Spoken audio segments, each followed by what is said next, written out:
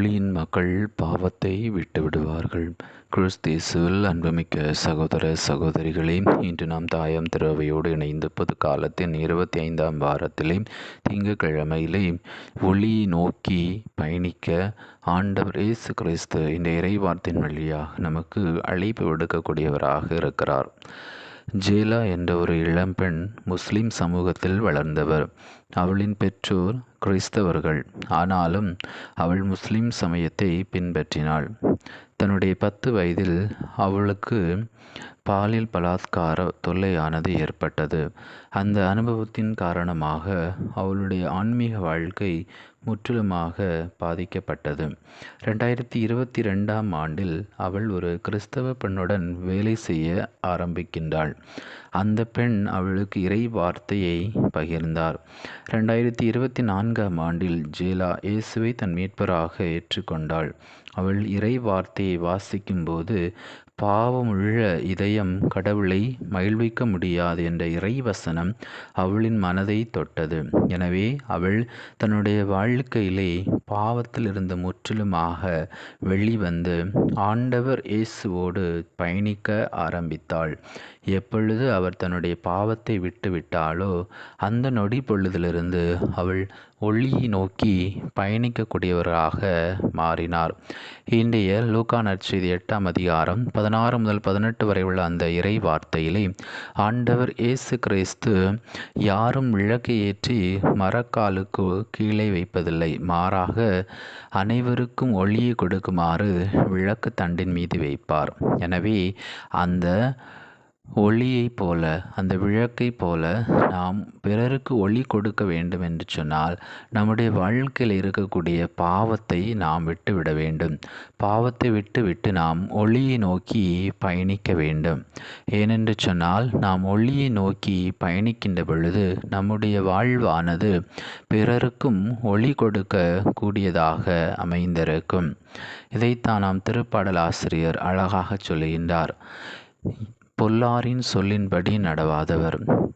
யாரெல்லாம் பிறர் கூறக்கூடிய பொல்லார் சொல்லக்கூடியவற்றை கேட்காமல் இறை வார்த்தைக்கு ஏற்ப வாழ்கிறார்களோ அவர்கள் எல்லாரும் ஒளியை நோக்கி பயணிக்கக்கூடியவர்கள்.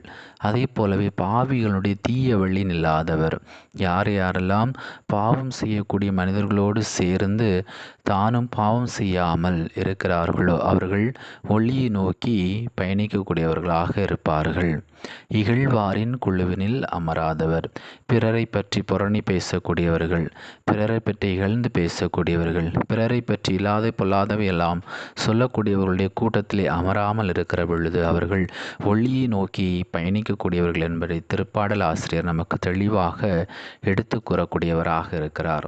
ஆம், கிறிஸ்து இயேசுவில் அன்புமிக்க சகோதர சகோதரிகளே, நாம் வாழக்கூடிய இந்த மிக குறுகிய காலத்திலே நாம் ஒளியை நோக்கி பயணிக்க ஆண்டவர் நமக்கு அழைப்பு விடுக்கின்றார். ஏனென்றால் ஆண்டவர் இயேசு கிறிஸ்து ஒளியாக இருக்கிறார். அதைத்தான் அவர் கூறுவார், நானே உலகின் ஒளி, என்னை பின்பற்றுகிறவர் இருளில் நடக்க மாட்டார், மாறாக வாழ்வுக்கு வழிகாட்டும் ஒளியை கொண்டிருப்பார் என்று சொல்கிறார். எனவே நம்முடைய அன்றாட வாழ்வானது ஒளியை நோக்கி பயணிக்கக்கூடியதாக இருக்கிறதா என்று நாம் சிந்தித்து பார்க்க வேண்டும். ஏனென்றால் எசேயா இறைவாக்கினர் அழகாக எடுத்துரைக்கின்றார், உங்களுடைய பாவங்கள் தான், உங்களுடைய குற்றங்கள் தான் கடவுளுக்கும் மனிதருக்கும் இடையே ஒரு பிளவை ஏற்படுத்தி இருக்கிறது. நமக்கும் இறைவனுக்கும் இடையே இருக்கக்கூடிய ஒரு பிளவை ஏற்படுத்தி இருப்பது நம்முடைய பாவங்கள். நாம் இருளிலே வாழ்கின்ற பொழுது நம்முடைய வாழ்வானது கடவுளை பக்கத்தில் வருவதற்கு மிக பெரும் ஒரு தடையாக அமைந்திருக்கிறது. எனவே இன்றைய இந்த இறை வார்த்தையின் வழியாக நாம் நம்முடைய பாவ வாழ்வை விட்டுவிட்டு, பாவ வழியை விட்டுவிட்டு, இகழ்வாருடைய குழுவிலே அமராமல் நாம் விளக்கு தண்டின் மீது இருக்கக்கூடிய அந்த ஒளி எவ்வாறு எல்லாருக்கும் வழிகாட்டியாக இருக்கிறதோ அதை போல நாம் அன்றாடம் இறை வார்த்தை ஒளியிலே நம்முடைய வாழ்வை மாற்றிக்கொள்வோம். இந்த மாதம் முழுவதும் நாம் சிறப்பாக விவிலிய நேரை கொண்டாடக்கூடிய இந்த தருணத்திலே இறை வார்த்தையை நாம் அன்றாடம் படிக்கக்கூடியவர்களாக இருப்போம். ஏனென்றால் இறை வார்த்தை நமக்கு ஒளியை கொடுக்கக்கூடியதாக இருக்கிறது.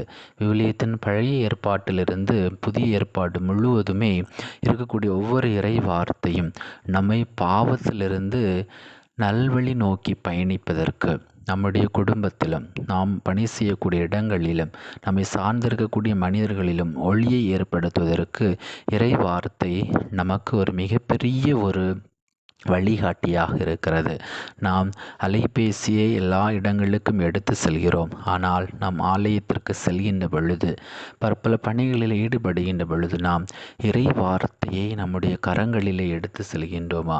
இறை வார்த்தையை நாம் வாழ்வாக்குகிறோமா? அவ்வாறு நாம் இறை வார்த்தைக்கு ஏற்ப நம்முடைய வாழ்வு அமைந்திருக்கிறது என்று சொன்னால் நாம் அனைவருமே ஒளியை நோக்கி பயணிக்கக்கூடியவர்களாக இருக்கிறோம். எனவே இந்த நாளிலே நம்முடைய அன்றாட வாழ்க்கையிலே நாம் ஒளியை நோக்கி பயணிக்கிறோமா அல்லது இருளை நோக்கி பயணிக்கிறோமா என்று சிந்தித்தவர்களாக ஒளியை நோக்கி பயணிக்க தேவையான அருள் வேண்டி இந்த நாளிலே நாம் இறைவன் நோக்கி மன்றாடுவோம். எல்லாமல்ல இறைவன் தந்தை, மகன், தூய ஆவி உங்களை நிறைவாக ஆசீர்வதிப்பாராக.